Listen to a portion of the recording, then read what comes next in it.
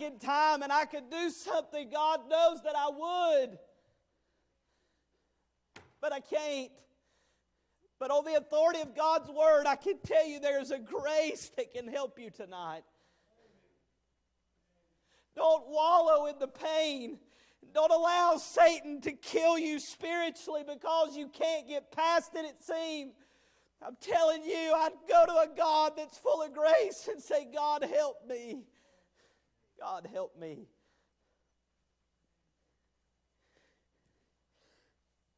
The Apostle Paul wrote these words in 2 Corinthians.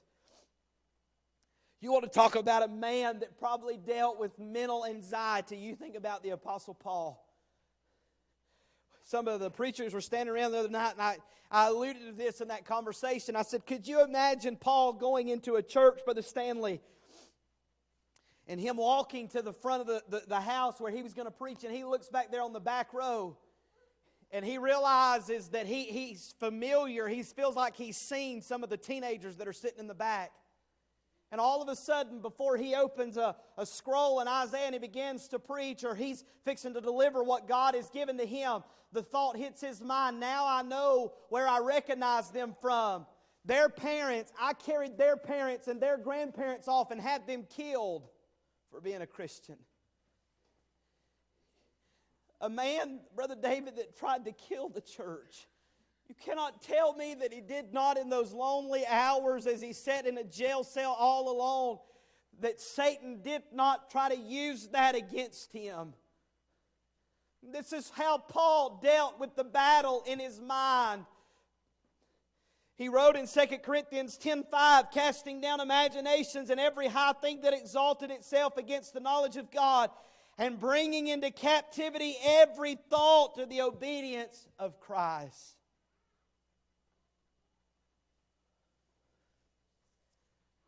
If we could roll back the curtains, if I could roll back the curtains, church, and allow you to see the battles that I fight in my mind on a daily basis, you would not even want me up here preaching to you.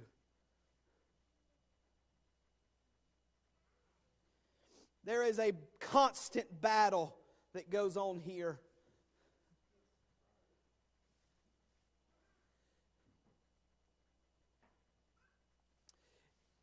And the enemy tonight knows that to get a hold of some of you, all he has to do is bring up one or two memories and you're down for the count.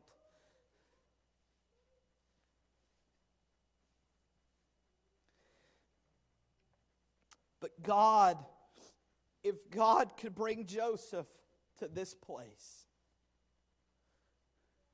where he removes the sting of those painful memories, surely God could do that for you tonight. I'm not going to say that I know the formula, Brother Rex, because I don't. But all I know is, and I don't even know if it's a one-time thing. All I know is it's been 17 years. So I assume that it takes time for God to work this grace in your heart. And I really think that it's every time that memory comes up that you're going to need grace.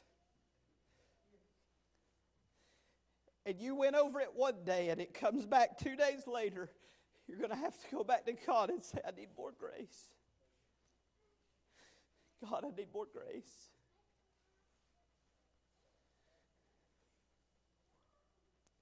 But God can bring you to the point to where it does not sting.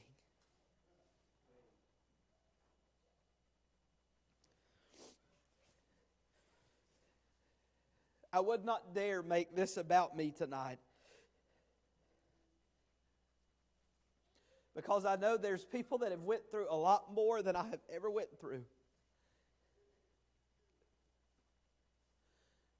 But the very first church that I pastored done a number on me. And it took God 2 years to heal some deep hurts in my heart.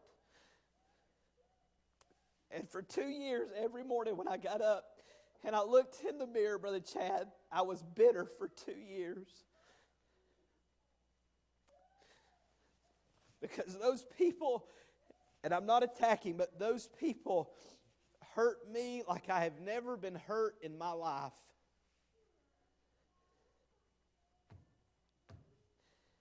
And every memory that I had during that period, it's like I relived it all over again.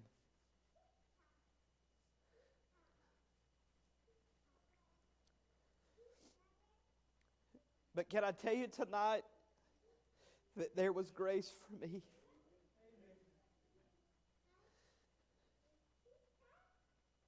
And that yes, it did take time, but God was able to work healing down in my heart.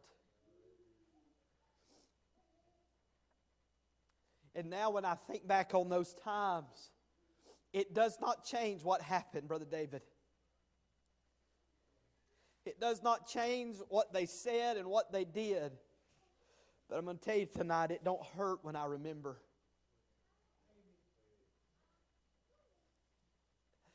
It brings me to my next point. When I look back on it now, all I can say is, man, God sure has been good to me.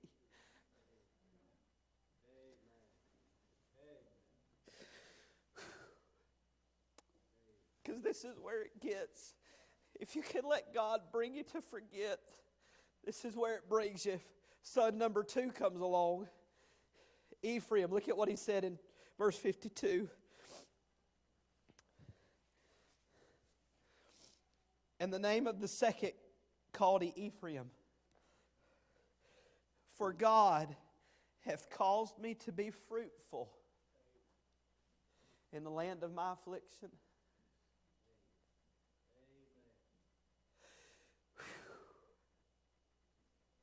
God can bring you to a place of forgetfulness. But then God can bring you to a place of fruitfulness.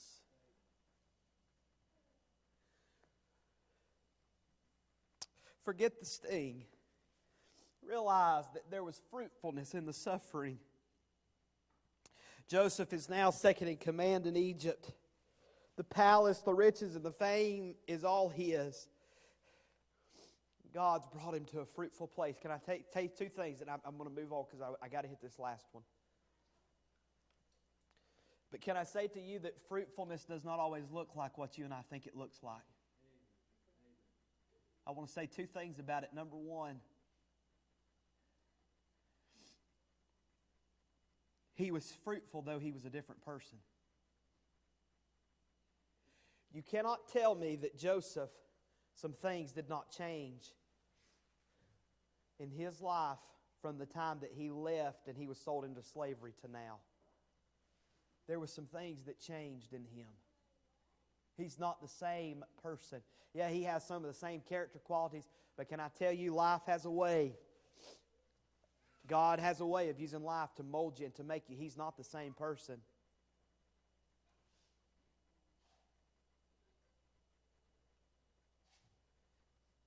Brother David, if you were to ask Joseph in that tent that night he had that dream, Joseph, what does this look like to you? He'd have said, one day I'm going to be ruler of Canaan. God said, son, I'm going to take you through a lot. And I'm going to make you ruler of Egypt.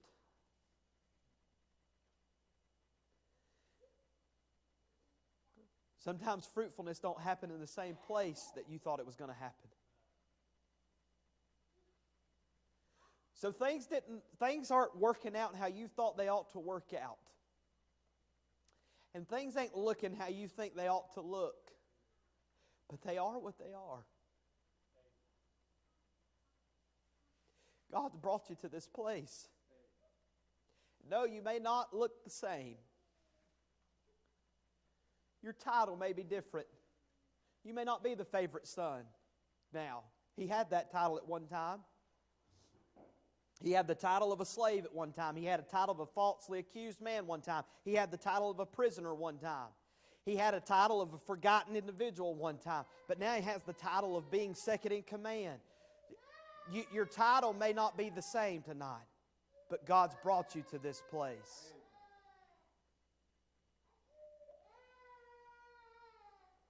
He's brought you to this place.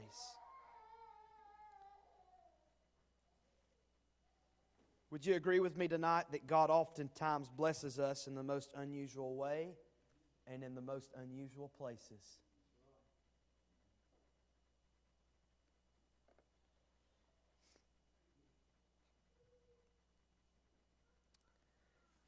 As a Christian, if you put yourself in Joseph's shoes, would you be more content to be living in Canaan with your family or in a strange land of Egypt with the blessings of God on your life?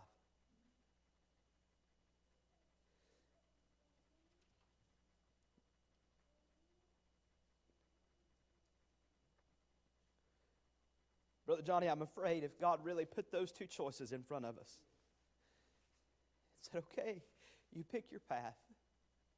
You can stay here in Canaan with your family, or I can take you a long path and a long way into Egypt. But I'm going to be with you every step of the way, and I'm really going to bless you. What path would you choose?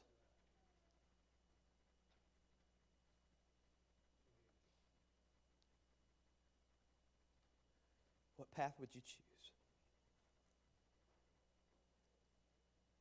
Go with me to Genesis 50. I'm just going to give you these and I'm done.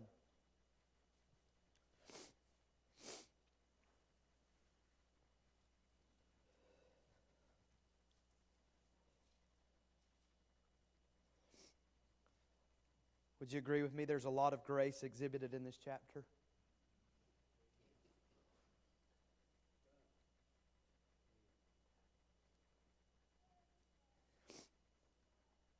God allowed Joseph to forget the sting. He allowed Joseph to be fruitful in suffering.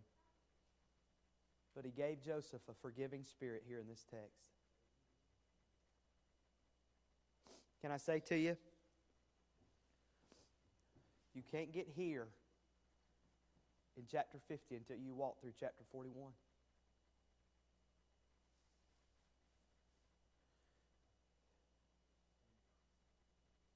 I want to forgive and forget.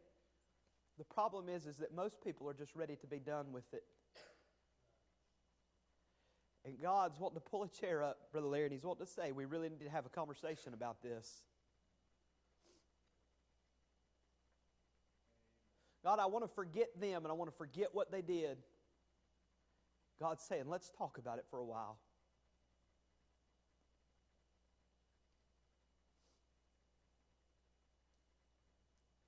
If there's one thing that God is teaching me in my Christian life right now, He's not concerned with my timetable.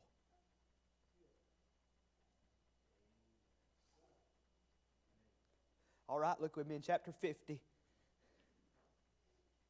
verse 17.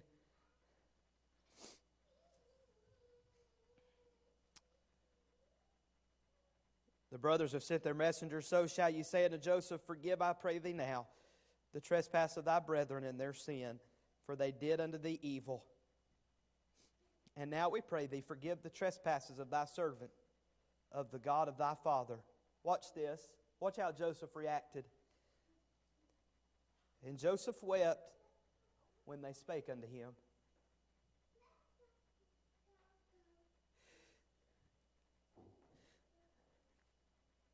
God, I want to have a tender heart when I go through things.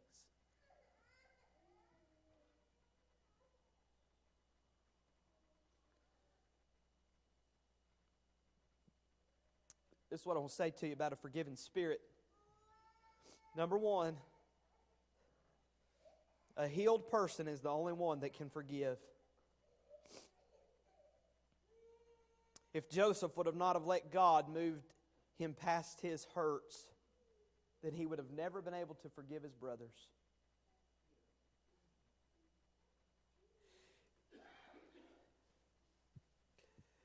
God had to work forgiveness in him before he could ever extend it to his brothers.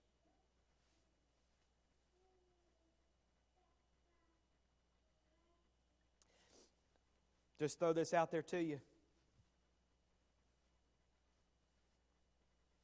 According to the Bible, according to true biblical forgiveness, you cannot forgive someone until they come to you and they ask for forgiveness. There is none of this, well, I forgive them anyway business. That don't work. That don't work. So you say, well, it don't look like they're going to come apologizing anytime soon. What do I do? You make sure there's a forgiving spirit in you at all times,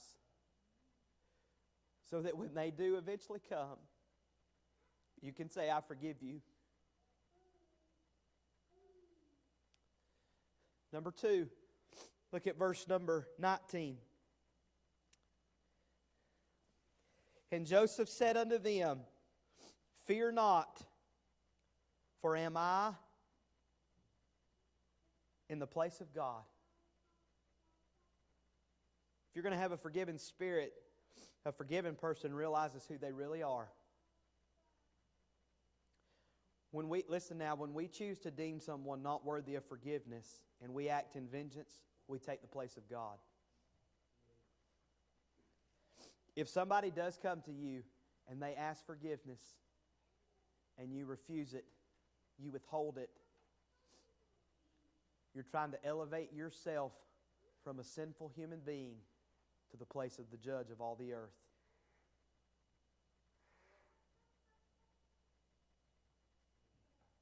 Look with me now. Verse number 20.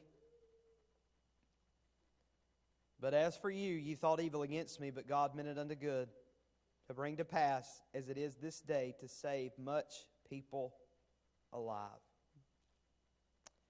A forgiven person realizes that God is able to work good when people intend to do you only evil.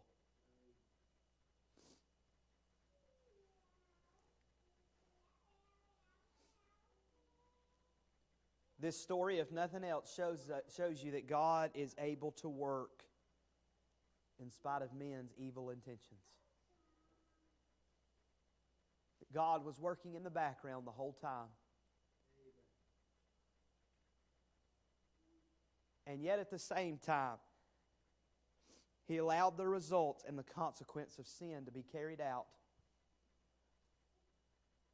But yet His will was ultimately worked out throughout this whole process. No, I cannot tell you why you've went through what you've went through. I wish I could. And you're probably begging God to tell somebody to let you know why. I don't know. But all I know is this, is that if you're ever going to be able to forgive, you're going to have to look at your situation honestly and say, somehow, some way, I don't even understand, but God is still working in the middle of all of this mess. And then lastly, a forgiven person exhibits verse 21. Now therefore fear ye not, I will nourish you and your little ones. And He comforted them and spake kindly unto them. A forgiving person will seek to do good to those who have done them wrong while it's in their power.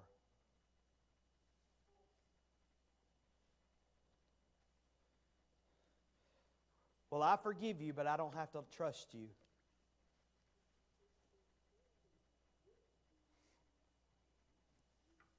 I would use wisdom in that aspect. But a true forgiving person, if it's in their power to do good to somebody that's done them wrong, will do good every time. We're standing tonight.